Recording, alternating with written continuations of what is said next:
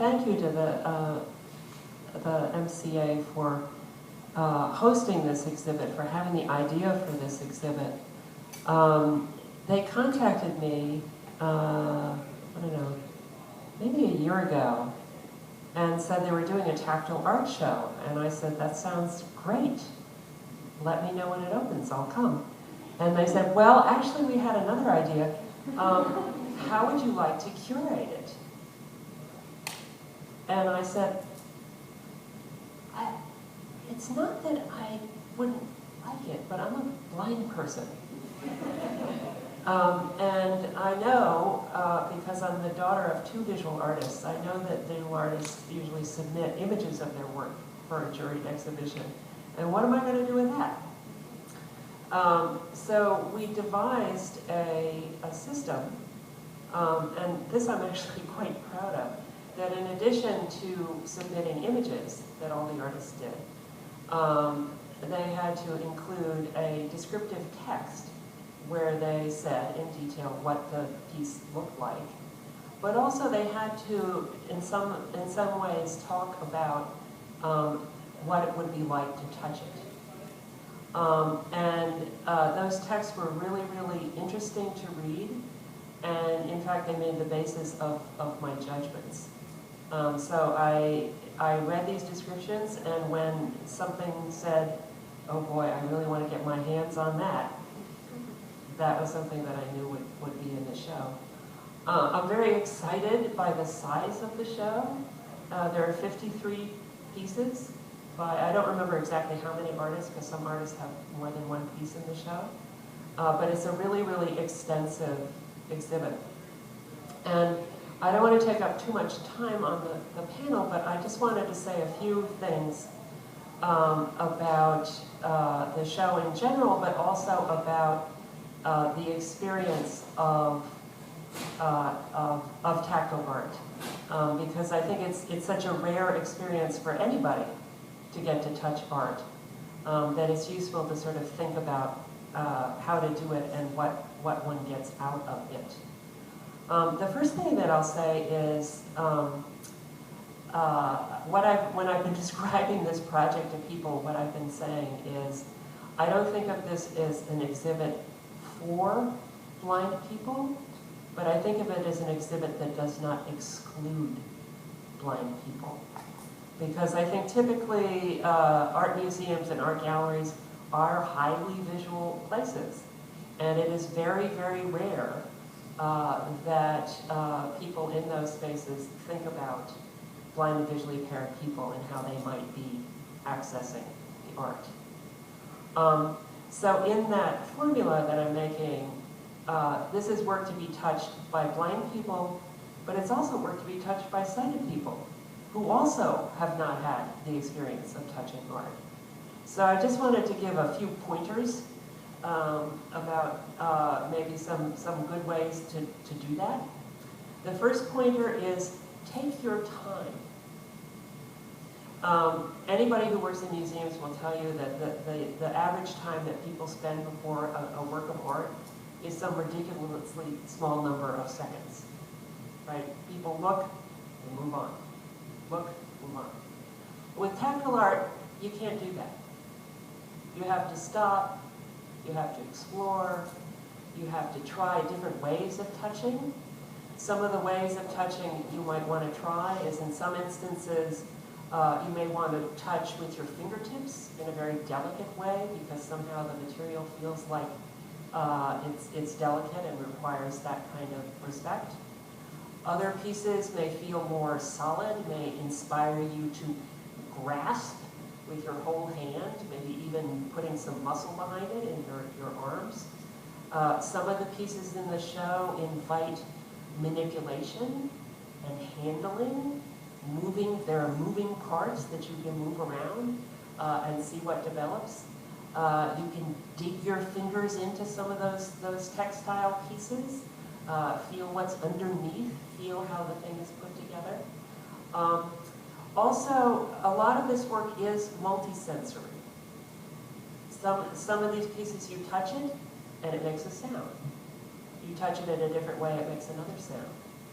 some of these materials, when you've handled it for a while, leave a pleasing scent on your fingertips. So I invite you and encourage you, if you didn't have the time to do it tonight, come back another occasion and spend time with this work, because you'll really get rewards from doing that. I want to open things up to the panelists. We've already had a discussion here about what we were going to discuss, but so we'll get to a lot of different topics that we're interested in here. And I just wanted to ask people, maybe as a point of reflection to start, is I'd like to know, because we have represented here an artist. Maryan has a piece in the show. Is it on this floor? Yeah, we're on the second floor. Yeah. Well, you can find it. Go look for it. Sarah is also an artist, but an art educator. And Ronit is a art educator and actually a museum professional. And so I'm just wondering if people want to reflect briefly on what your experience of visiting the exhibit, seeing all the other works, but also seeing the access features that are included in this exhibit. What are you going to bring back to your artistic practice, your educational practice from this exhibit to your communities? So, you want to go ahead? Sure. So thank you so much for inviting me to be part of this. I think that the question about what this particular exhibit brings that other art exhibits don't is an amazing question, and it's really what the heart of this whole exhibit is about, is accessibility. So the first thing I noticed when I came in, even before I saw my art piece, which is the Integrated Abilities dance piece on this floor, the first thing I noticed is that they had text that's enlarged. They have you can actually listen, an auditory tour, and they have a map, an accessibility map. So that's on the first floor. And then each of the pieces have their own texture, they have their own designs. They're also placed in an area that you can actually touch it and feel it. Normally when I go to an art gallery, I have to kind of stand at a distance and I'm told don't touch it. You know, they have the tape in front of it. And so this is just really interesting to both have my artwork as part of this and to see other people's artwork. Can I also talk about my piece a little bit? The Integrated Abilities dance. Okay. So I teach Integrated Abilities dance, and I wanted the piece to really represent the motion and movement that you have two dancers. So you have a person who's in a wheelchair and a male dancer who's a partner, and he's hanging onto the wheelchair. So when I made it, I wanted, like, how do I represent motion? Normally when you see a painting, you just have to look at the painting. But I wanted people to be able to feel it, so I decided to do it as a sculpture. And it's made of hot glue, in case you're wondering. So it's probably a little different material than one is used to. And when the partner is down, he's actually in ponytail, kind of doing an arabesque. And so he's holding the wheelchair user in the air. And then when you turn the wheel of the wheelchair, then he's above the wheelchair. So it's the idea behind it is to make it accessible and also inclusive. Thank you. So I was thinking in this exhibition very much about the multisensory experience. As I work in a museum where there are a lot of things you can't touch, it made me think about how we can make those pieces come alive for people who are not able to see them. And also, we work with a wide variety of disabilities, but for all people to create that multisensory experience. And we do provide multisensory tours already, but I was also thinking about how we can promote that more in terms of the thought about smell, providing some further sense for people to smell when they're with an art object. Sound is another one. A lot of artworks, when you think about them, might have a sound associated with them, whether you're looking at Monet's garden, whether you would play a piece of music related to gardens. And it also made me realize how underdeveloped, certainly for myself, my other sensory skills are, how reliant I am on vision. And this exhibition has given me time to pause and think about using other of my senses, and I really appreciate that, and has made me think about when we do touch tours at the museum, about how one can take time over those and really explore closely the pieces at the MFA that are available to touch. So I'm very grateful for this exhibition to make me think about those things. Hello, well, Georgina, just to kind of respond to that question of my initial experience walking into the space this evening and what I can bring back to my community, which I think is so important to keeping my own personal eyes and ears open at all times. But, this exhibit really does kind of address the whole person, through that interactive experience and kind of that human emotion and the intimacy that we are finally allowed to have in this kind of setting. And I think that is just, tonight while just like standing wherever I was standing in this space, even outside,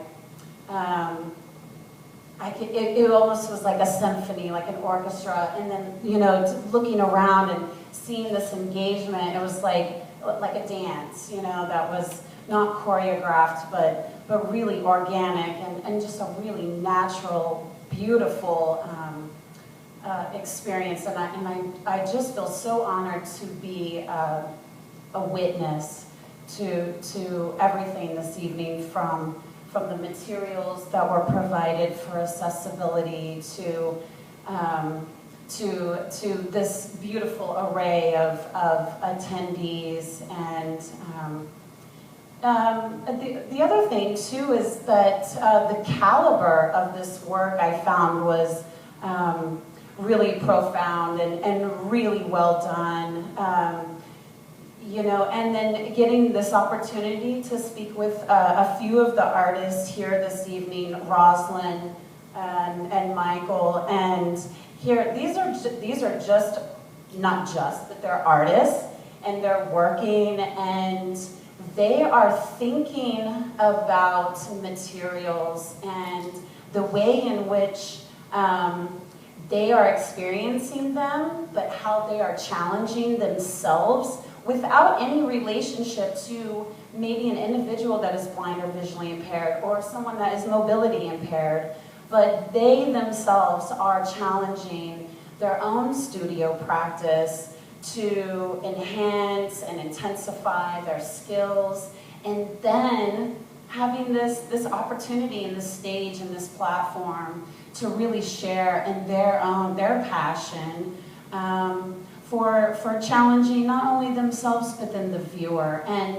I'm just so happy that this opportunity was here for you guys, for all of you involved. I think that was just really exciting to be proud of. And so taking this back into my community, I think it's really important that we begin to step outside of the studio that I have kind of created and the energy that I have kind of set forth, and really start engaging and tapping into other areas of the community, other artists, So I'm really excited to be able to kind of expand that multimodal and multisensory experience through the expressive arts, and just kind of seeing where things are going to go. So, thank you. I'll pick up a little bit on what Sarah was saying. Thinking about art, we're thinking about imagination. And so I think what's interesting in thinking about the works in this show and the artists in this show is that they're imagining an audience that has a wider range of members in it. So they're imagining, what would it be like to touch this that I'm making? And in some ways it's not a really far leap for many artists, particularly artists who work in 3D form, sculptors, because of course they're handling their materials. They take pleasure in the materials that they're handling. Most artists that I know can talk a lot about what it feels like to do this, how they put things together, why they chose the materials they did, and so on and so forth. And so, but still, it takes imagination to picture people in an art gallery who are going to be accessing that work through touch. I will say it's not documented in the show, but there are a number of blind and visually impaired artists in the show. There are 3 that I know of personally, just because I know of them personally, but there may be others. It wasn't a requirement that people sort of, indicate their disability status. But I mentioned that in passing, and but I wanted that to be available for artists who might feel excluded from a general call. But I wanted to pick up on other thing that's coming up, which is about access in general. Here, we're sort of talking, maybe because, I'm a blind person, so I'm talking about blind access, and I've written about blind access. But of course, access to the arts is multifaceted. We're trying to think about a diverse population, and what are the features that need to be in place to make art accessible. And also thinking here we're in the realm of visual arts, of fine arts, but other art venues of performing arts, of architecture, film and video. So maybe we can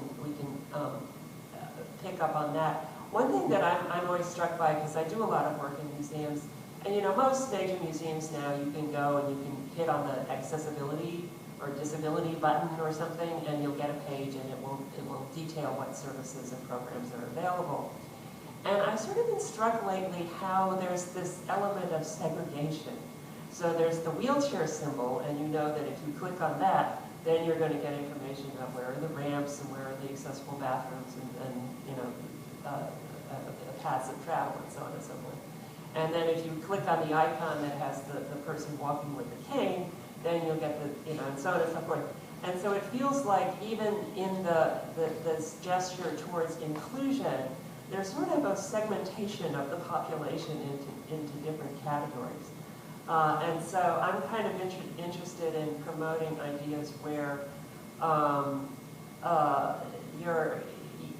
you're opening up possibilities for all sorts of people without necessarily kind of putting them into a particular category. I wonder if anybody has some comments along those lines. Oh yeah, one of the things I find about this exhibition actually overcomes that. When I've been observing people, it seems to work for everybody. It works. One thing I was interested to note is that it works beautifully for parents with children, because parents don't have to worry that their children are touching the art. You can see the stress level sort of goes down and their shoulders relax. And so that, in some ways, to me, this exhibition accomplishes so much of what you hoped for, I think, and would hope for. I like to think that the concept of universal design, when you design something for one particular group of people, you actually find there's a ripple effect, and it actually supports a lot of other people. I mean, the classic is the idea of the ramp in the pavement, that you find it maybe was developed for wheelchairs, but it works well for for mothers with children, etc. And I think that again is a side effect or effect of this particular exhibition, is how many people it works for. And within a museum, certainly one of the things that we strive for, particularly if we do tours for people within the accessibility department, is that they do manage to work for a very number of people. Quite often a tour that works for somebody with vision loss, if we're using a multi-sensory program, will also work possibly for somebody with a cognitive disability or somebody with memory loss, because you are trying to, again, this idea of using many different senses actually applies to a very large audience. And yes, I would like to just add to that a little bit about the wheelchair access. A lot of the performing art spaces and stages in the past were not wheelchair accessible. And I know in Massachusetts, the State Architectural Access Board came up with new regulations for staging and accessibility that involved education spaces and schools. And that made a huge difference. So if we went out and did a performing arts, we would actually be able to get on stage and join with others, so that kids with and without disabilities could join. Some of the stages I went to in Boston Parks for the Arts, they actually had a wheelchair lift going up to the stage. So just that awareness, I think, is huge. I always feel so lucky to be in a space that gets it. You don't have to educate ahead of time, you already know. And this particular exhibit is just the epitome of we get it, and this is what we're embracing. And this is universal design, I believe. We can see this exhibit is.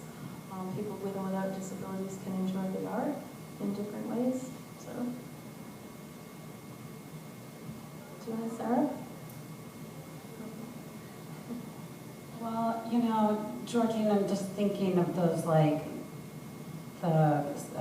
almost like these silos within the disability realm. I mean, I think that it's tricky. You know, I mean, bottom line, you know, when you're looking at different sort of ADA regulations and like a standardization of policy, procedure, those kinds of things. I mean, it's, you know, maybe within that that tab, there's a crossover or an intersection of this would be accessible for individuals in wheelchairs that are blind.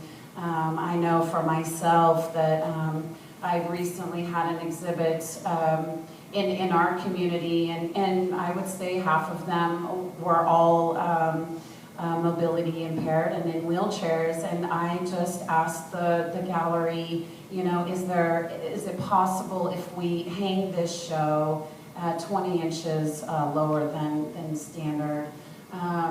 You know, I mean, you know, that's not necessarily addressing, you know, the challenges that you're talking about, Georgina, but I think in my own way, you know, I try to do my people right, and their families, and then again, kind of thinking of youth, and that experiential, those moments for them, you know, because they're always having to look so high if they want to experience, you know, a painting or two-dimensional, or even a pedestal could be positioned so high where they're not able to visually even access something. So, yeah, tricky subject, I think. But if anybody's going to tackle it, it'll be you. Well, I mean, again, it comes back to the idea of imagination. You know, one of the things about tactile art is you realize that putting it on the wall is not necessarily always the best choice. That sometimes it's, you know, because to hold your hand vertically is not always the ideal way. that sometimes you want to come at it from above or you want to come at it from the side. But if you think of the way most museums and galleries are arranged, it's all about the walls, right? And yet you typically have empty space in the beginning and so in the middle, and then how do you innovate on, do you put everything on a pedestal? How high should the pedestal be? Is there a way to have the pedestal on a lift?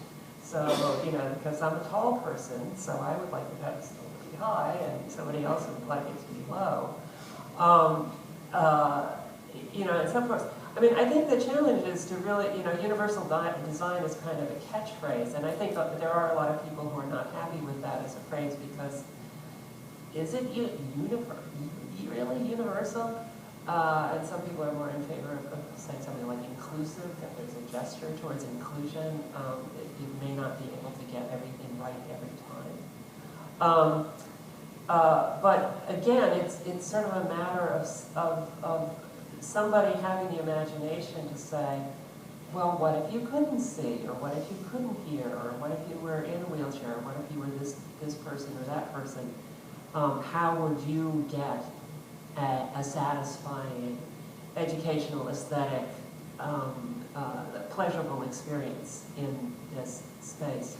The other thing that I'll say, this is going back to what Maryan was saying about wheelchair ramps and how, auditoria in schools and stuff, they don't have a ramp, And I teach my students, you can read a building like you read a book. And you can look at anything and you say, who was this designed for? Who is supposed to inhabit this space? And when you walk into, your standard high school auditorium, you may say, okay, so there's spaces for the wheelchairs in the front row, right? They're all down in front, or maybe they're up and back, right? Those are the two places they're going to be. But when that stage has 5 steps up there, it's saying, nobody wants to look at that. And that communicates something over a lifetime, right?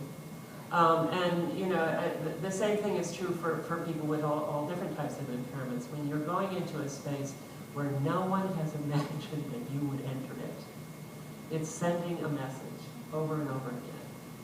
And so I think what's exciting about an exhibit like this is the center said, okay, we're going to do this thing. Let's figure out all the different pieces that are going to be useful, right down to the little rubber balls. I don't know if you noticed, that are in front of the different pieces of art, which I found really innovative and useful, because it's kind of a complex space, and I don't necessarily want to be standing in front of the sign that says, in case of fire breach, there's no little ball, I'm not going to stand there, okay? And just this idea that you take a little rubber ball and you cut it in half and you glue it to the floor and then you send a message. So anyway, and you can turn this to a question. Well, I would like to say though real quick, Georgina, to architectural design. The Envision Arts program that the space in which I currently work in, is getting ready to go under a major renovation and expansion. And one day the architects came down into that space and wanted to have a conversation with me about design. And I said, no, you are not going to talk to me. And I turned to my entire class and I said to them, you will ask them the questions. So they spent an hour with that architect and really trying to design a studio space, a safe, kind of state-of-the-art space where they can be imaginative and innovative in a safe way that is conducive to it being independent. And I think, Lindsay being here tonight, just observing her, an individual here this evening that is total blind, and just kind of watching her go through this exhibit is also, just learning so much, I think, and Ronit would probably agree to that. So yeah, let's stop having maybe total sighted people design everything and then see where we can go from there.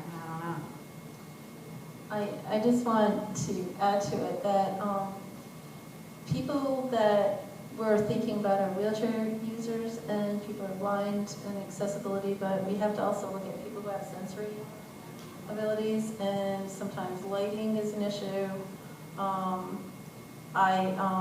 I actually, when I was performing once, I really found lighting was an issue because I didn't know where the end of the stage was. And here I am flipping around with the wheelchairs, and I'm also thinking about the other performers. Oh no, I hope our choreography wasn't too close to this space. And then I'm thinking, wow, what about, you know, other people who are like, have their fears about certain spaces? How can we design a place that's more universally accessible for them as well? What I like about this exhibit is that you have different textures. You have some artwork that's on the ground that you can feel, and so if somebody doesn't really want to use their hands to touch, they might be able to touch it with different body parts, look at it, feel it, stare at it different ways. So it's just, everyone has their own experience with the art, and what I like about this exhibit is it allows people with different abilities to experience it differently. I also like the way that things have been thought of inclusively. I love the tactile map at the entry to the museum, to the exhibition, to orientate you within the space as a whole. Because something that's always is always a challenge is this idea of how do you orientate people to a space that the exhibition is actually in. And I think that's been done absolutely beautifully here. And the whole introduction and the various types of ways of accessing in terms of large print and braille, and I think it's been extremely well thought through. I think the time has come to open it up to questions and comments from the audience, and I think, Annalise, do you have a mic? Okay, so Annalise will gracefully run around and so that we can make everybody's questions and comments accessible. So, anyone? Oh, she's coming.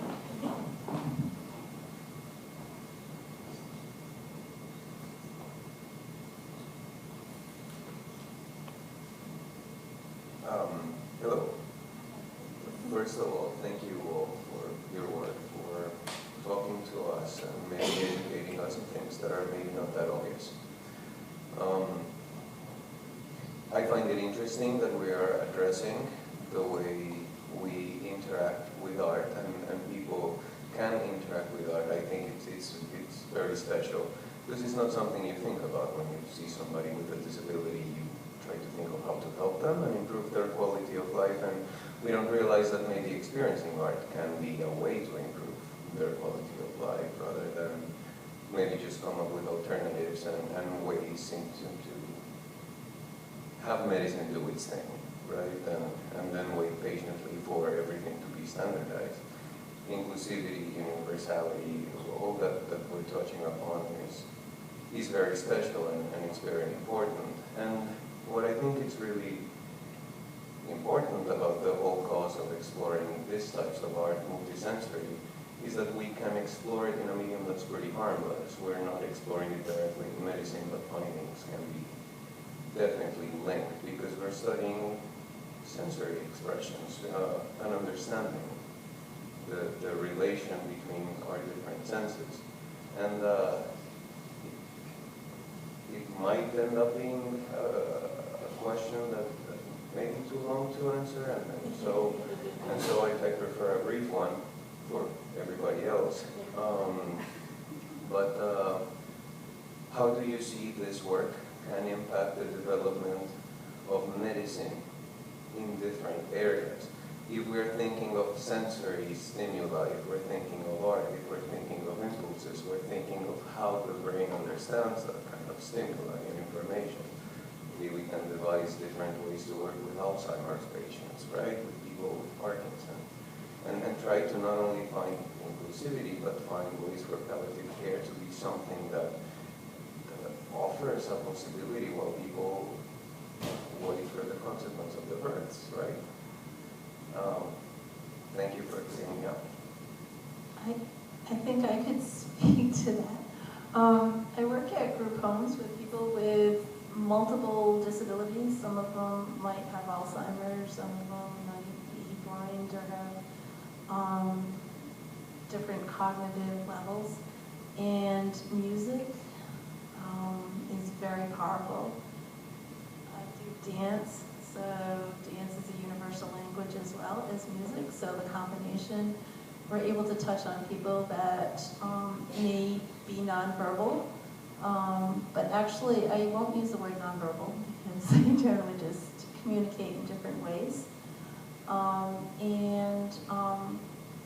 I think that has a carryover to medicine, whether it's palliative care or whatever level a person may need. I think art is really important, and I think that there should be collaborative efforts increased, and that hopefully we together can do that, can promote that. Thank you.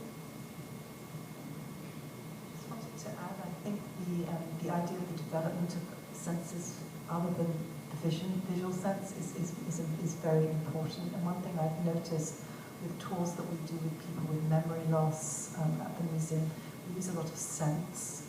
Quite often when something is smelled, it produces a memory. And we might be talking about a specific artwork, let's say, that's related to food or cooking, and we maybe use the scent of cinnamon. It will relate to somebody, will relate to that, and we'll tell a story or a memory from their lives that maybe relates to cooking and to cinnamon. So I noticed that scent seems to have a very strong effect on people thinking about memories. I'll just add that when we talk about aesthetics, a long history of aesthetics, we're primarily talking about vision and a little bit about sound with the aesthetics of music. And one of the things that's exciting about this show is that I don't think we have the same vocabulary or the same kind of deep philosophical grounding in tactile aesthetics. How do we, it's more than just the fact that we have license to touch this artwork, but what are we getting out of that? What is it doing for us, for all of us? Blind people, sighted people, whoever is touching the art. And I think that that's something that maybe is in its infancy, maybe it's started here. This is not the only work show of tactile art that's ever happened, but it's the one where we happen to be, so we'll give it credit for everything. But yay, yeah, it started here tonight. But to sort of think about, some of it's a matter of evaluation. It's like, I like this piece, I don't like that piece as much. But why? Why? Sort of answering those types of questions, can sort of elevate the experience, the sort of intellectual, philosophical, aesthetic experience for everyone. I like what the questioner just said about, that mostly when people consider disability, they're thinking of quality of life. It's kind of basic survival, right? But to think about how is art elevating quality of life, but maybe even more than that. Is art just about kind of something entertaining, diverting, passes the time? It's better than playing video games, and I think sort of when we have these discussions about opening up access to the arts for people who have been in the past excluded from art spaces, it does sort of force us to go back and think about what is the cultural value of art? And I think that's an interesting question to ask. I don't have an answer to that. I don't want to take up more time. But I think to, sort of recognize that this is not just, okay, everybody gets to touch the art. It's opening up a whole lot of other questions that I think are really, really interesting to consider. I'll shut up. Somebody else ask me. Thank you. Well, actually, I formulated a question, but then it turns out that it actually is a wonderful springing off of what you have just said. But my simple question was, so it seemed to me that the labels in the exhibit, am I correct that there was also Braille? And so my question is, was the Braille and more or less exact translation of what the written was? Or is there, or was it different with, is there some vocabulary, some difference of vocabulary for perhaps direction for a tactile experience? And whether that was included here, or if that would be something that would be done for sighted as well as non-sighted to increase the tactile appreciation. I can answer that question. Annalise can correct me if I'm wrong, but I believe all the Braille labels that are overlaid on the print labels by the works of art say the same thing. Isn't that right? Yep, Yeah. everything's correct. So there's no abbreviation. Correct. And Braille, for people who don't know, Braille is a transcription system. It's not a language, per se. So that the Braille, the groups of Braille characters correspond to the Roman alphabet, the same alphabet. So it's, sometimes people want to compare it to sign language, but sign language is a different language, so there's different vocabulary. And those labels, for the most part, the texts there were the text that the artists themselves generated. So those are isn't that right, Annalise? It is, yes. Yeah. So those are the same texts, or portions of the same text that the artists submitted when they submitted images of their works. So those are the words of the artists themselves, which is also an interesting feature because, you know, in many museums, what the label says is, you know, the artist's name, their dates, and the title of the work. And if there's any kind of descriptive text, it's often by a curator or some art historian or somebody else. But here you have the language of the artists themselves. And there was sort of a range of responses that the artists came up with. In some instances, they focused mainly on how the work was made. And I think that delivers information about how, you know, knowing how something is made is sometimes a good way to get a handle on what it looks like, but also what it feels like. Some of them gave a more sort of abstract philosophical answer. So they said a little bit about how it was made, but they really wanted to talk about the ideas behind the making of it. And then some had very kind of specific instructions about how to touch this particular art. So, you know, it's like you should follow the path, or you should dig your fingers in this way, or you should wrap this around your body and do this and that. So it was interesting to me to see the artists kind of given this writing prompt that then had a lot to say about both where the idea came from, the material creation of the work, but also imagining, you know, sort of giving help to the viewers, to people to interact with their work.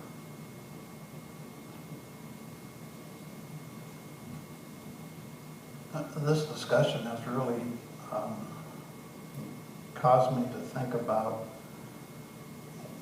where I feel at the moment I'm going, which is how do you make images out of words and letters and when you do that, can you do that with Braille as well? If you take the written word whale and you stretch it and warp it so that you touch it, you can feel the fins and the tail. Can you do that with Braille? I don't know Braille well enough. That's so I just wonder, for those of you who are Braille, who write in Braille, if you write whale in Braille, can you stretch it in a way and still know from the Braille what you're touching? I think Kim should answer that question.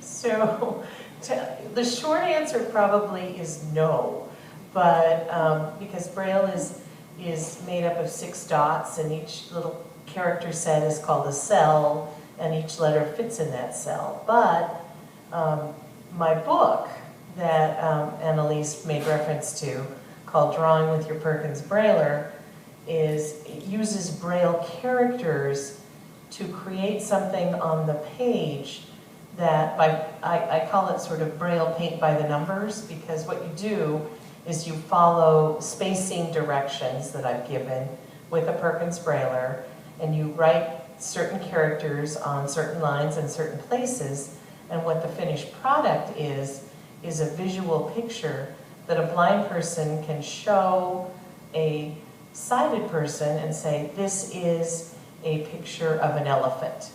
And you should be able to recognize that as a picture of an elephant. That's the satisfaction that the blind person gets by saying, I made this, and you recognized what I was making. It's not one of those experiences where you know, a child shows you a drawing and you all have done it. You go, what a nice drawing. Oh, that's so nice. And you have no clue what it was. So part of my whole purpose was to make it so that it was clearly recognizable as something, but it uses Braille to draw the picture.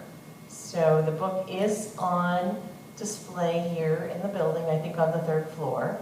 And there's about 36 different pictures, and they're all in the book, so you can flip through and actually see the train, you can see the truck, you can see the elephant, the angel, all kinds of different things that you can make using Braille characters. So that's the closest thing to what you were talking about.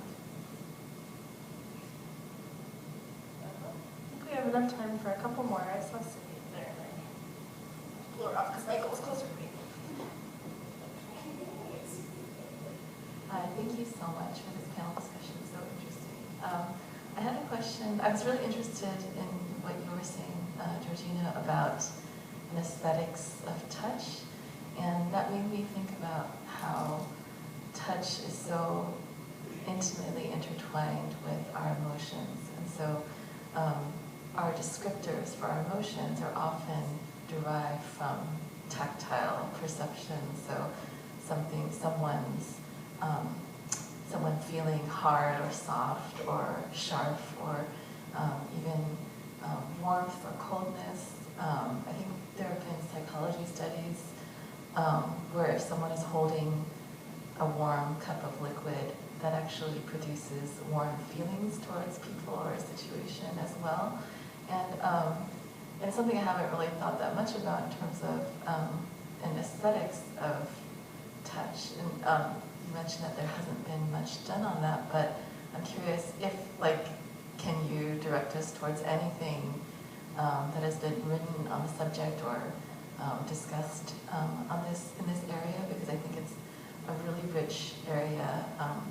The same way that smell. I mean, I think in terms of neuroscience, these senses that are actually much more that go to the emotional centers and as a first relay, versus sight actually has to go through other relays as well to get through to the emotional centers. So so I'm just curious if there are any books or things written on the aesthetics of touch that you could direct us to.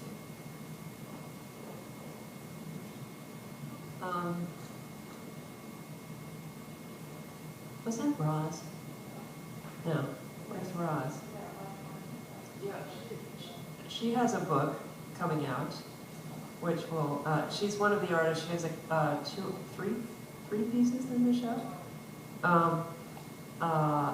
Do you want to, the mic so you can say? Oh, sorry.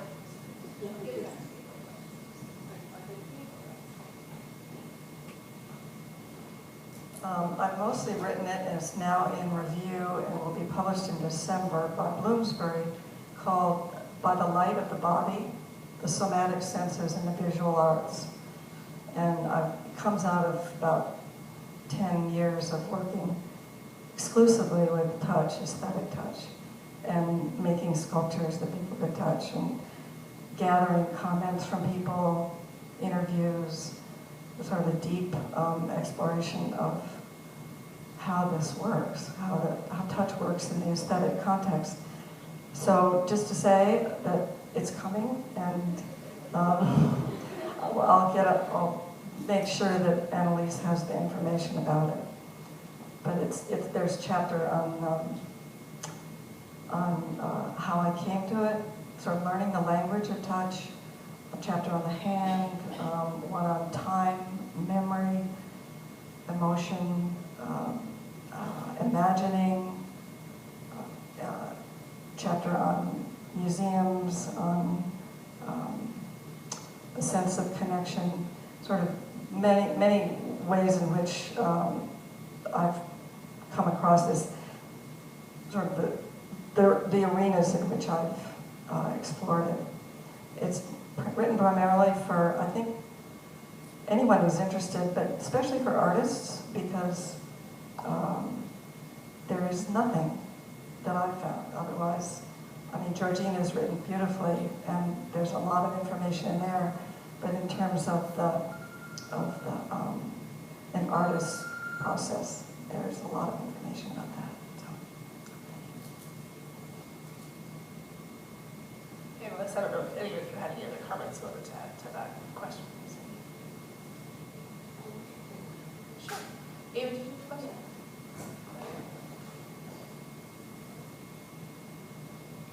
I actually had some comments about tactility. I'm one of the filmmakers in the exhibit, and I think that if you're a filmmaker, you just really, the tactile nature of your work is really important. And the work I've done in the past has been mostly craft-oriented too, and that's another one of those big things. What's fine art versus craft, or even fine craft?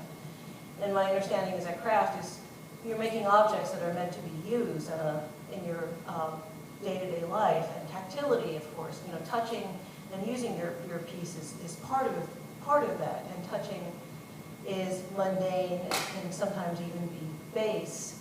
You don't touch the art on the walls in museums and galleries. You don't touch important people.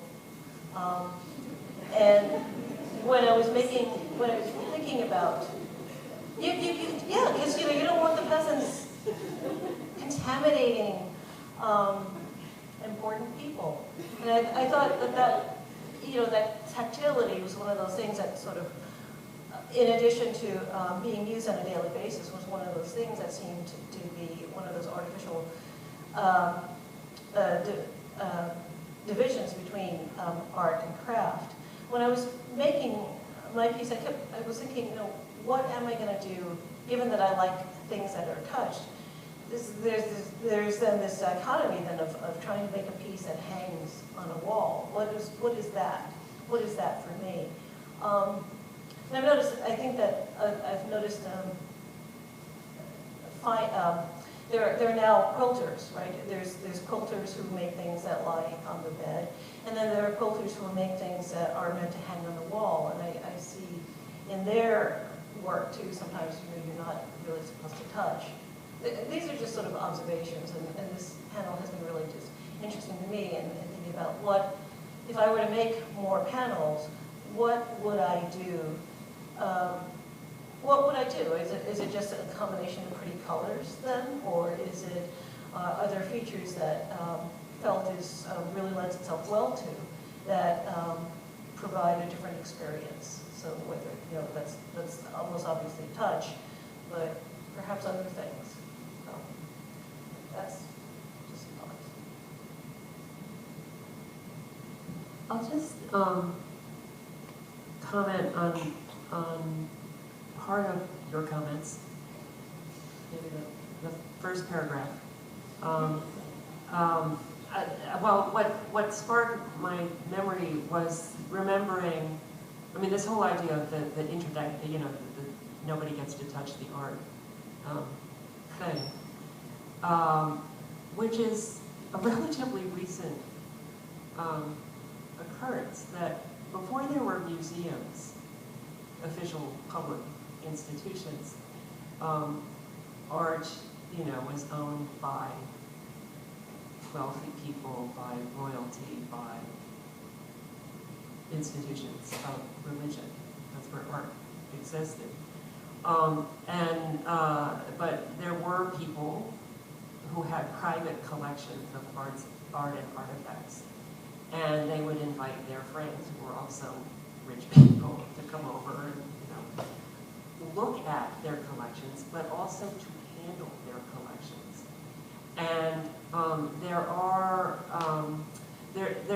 a number of books about the sort of history of touch in museums, which is maybe different from tactile aesthetics, but the sort of history about when it stopped being allowed.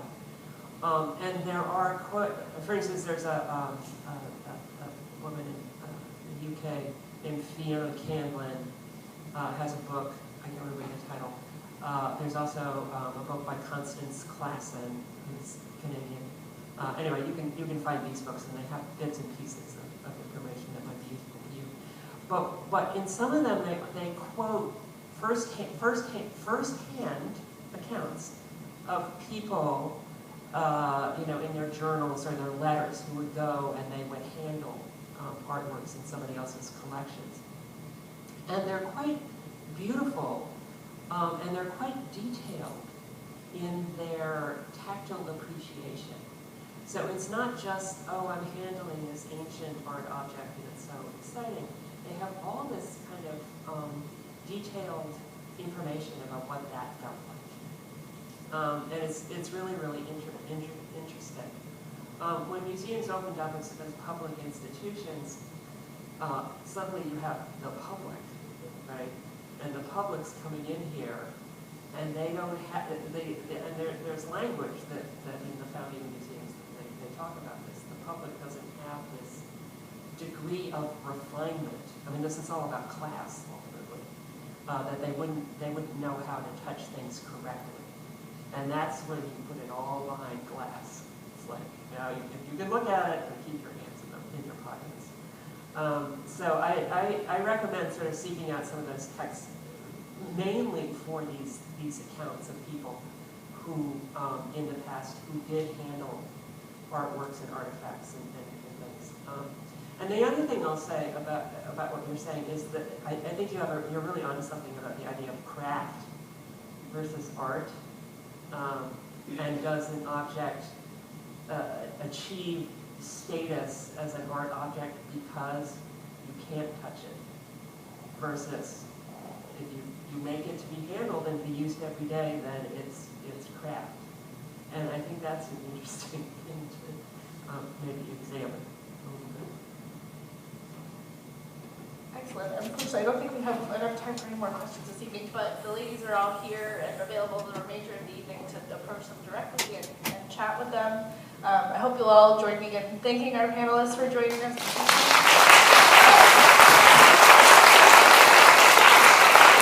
We're very grateful to let us take the reins for the last hour, so we appreciate that. And so just a reminder, you're more than welcome to head up to the third floor, so you can actually take either of these staircases here up to the third floor to check out the humanities exhibit, or also if you exit the theater from my left-hand side, your right-hand side, there's an elevator that will take you right up to the third floor, just number 3, and you can check it out from there as well. And we have a bit of more time, so feel free to grab more food, more drinks, and chat with our panelists individually if you'd like. Thank you very much.